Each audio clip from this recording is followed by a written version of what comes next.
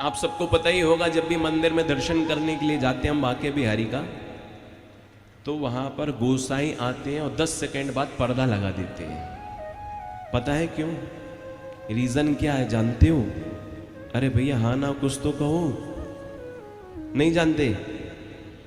जानते हो तो फिर कहने की जरूरत क्या है?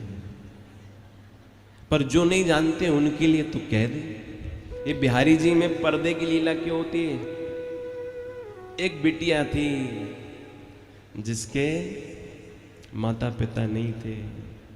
त्वमेव माता च पिता त्वमेव त्वमेव बन्धो च सखा त्वमेव त्वमेव विद्या द्रविणं त्वमेव त्वमेव सर्वं मम देव देव।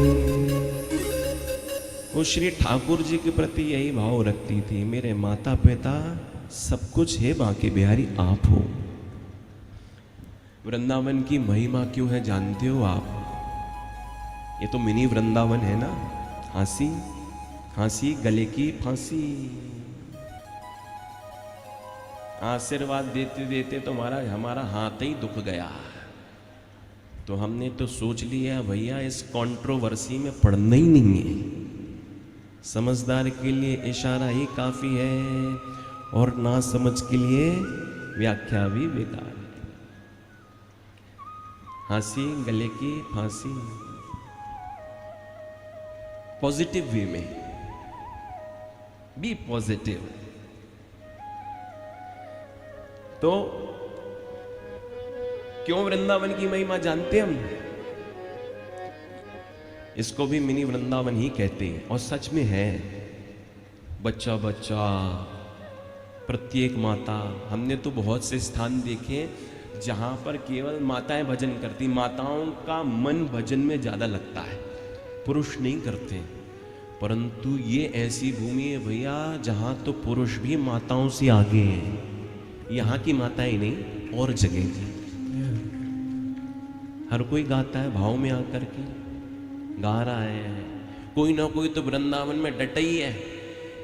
ऐसा लगता है कि जैसे भगवान का समाचार लेने के लिए पांडवों में से एक आध भाई को युधिष्ठिर भैया द्वारिका भेजते रहते थे। ऐसा लगता है कि वृंदावन के भक्त एक आध दो भक्तों को श्री ठाकुर जी के पास भेजते ही रहते हैं कि जाओ जाकर के ठाकुर जी का समाचार लेकर के आओ। वो बच्ची पहुंची जिसके माता पिता नहीं थे। उसने प्रार्थना की है ठाकुर जी। आप कहते हो ना कि ठाकुर जी हमारी सुनते नहीं है। भक्त कहता है ठाकुर जी हमारी सुनते नहीं है। अरे भैया अगर चींटी के पग में नूपुर बजती है तब भी साहिब सुनता है। चींटी के पग कुर्बानी तब भी साहिब सुनता। देवी ने जाकर के बच्चे ने प्रार्थना की है ठाकुर जी कल मेरा विवाह होने वाला है परंतु मेरे माता पिता नहीं हैं। तो हे बिहारी जी कृपा करके आप प्रकट होइए, मेरे घर में आइए और मेरा कन्यादान करिए। अगर आप स्वयं आकर के मेरा कन्यादान नहीं करेंगे तो मैं विवाह नहीं कराऊंगी। तो दुनिया से तो हम बोल करके बोलते हैं। दुनिया से हमें इंसानों से बात करनी है तो व्यक्ति बोल करके बोलता है। परंतु प्रेम शब्दों का अक्षरों का विषय नहीं है। प्रेम में प्रेमी तो निगाहों से बोलता है।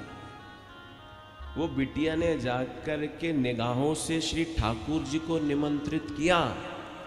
अगले दिन वो अपने घर को गई। विवाह का जब समय आया और इधर गोसाइयों ने जैसे ही बांके बिहारी के मंदिर को खोला तो क्या देखते हैं, अंदर से बिहारी जी ही गायब हो गए। बोल बांके बिहारी लाल की जय हो।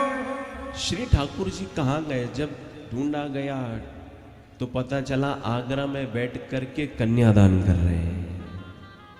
ऐसे हैं बिहारी जी। भक्त अगर तगड़ी प्रार्थना करता है तो बिहारी जी उसके पीछे ही हो जाते हैं। पकड़ करके गोसाई लाए, बोले महाराज अगर ऐसे ही आप मंदिर को छोड़ करके चले जाओगे तो आपकी महिमा, मंदिर की महिमा समाप्त हो जाएगी। भगवान ने कहा अब नहीं जाऊंगा मंदिर को छोड़ करके, परंतु गोसाइयों ने कहा भैया इनकी बात पर विश्वास मत करना, एक काम करो, कोई ऐसी व्यवस्था करो, क्योंकि भक्त आकर के भगवान से प्रार्थना करता है तो हमारे ठाकुर जी बड़े दयालु हैं, उसके पीछे भाग जाते हैं। तो कैसे प्रार्थना करता है? बोले निगाह मिला करके प्रार्थना करता है। तो एक काम करो, अवरोध पैदा करो, कोई भक्त हमारे ठाकुर जी से निगाह ही ना मिला पाए, जो इनको भगा करके अपने साथ ले जाए। क्या करें? बोले पर्दे की सेवा प्रारंभ करो। तब से बिहारी जी में पर्दे की सेवा होने लगी। 10 सेकंड भी दर्शन होते हैं और उसके बाद गोसाई जी आते हैं, पर्दा लगा जाते हैं। क्योंकि भक्त आकर के निगाहों से श्री ठाकुर जी से बात करता है, और ठाकुर जी तो हमारे बड़े भोले, भक्त के पीछे ही हो लेते हैं। इसलिए वृंदावन की महिमा है, और वृंदावन में विराजित जितने भी श्री ठाकुर जी के श्री विग्रह है, उनको विग्रह नहीं कहना चाहिए, वो साक्षात श्री ठाकुर जी ही हैं।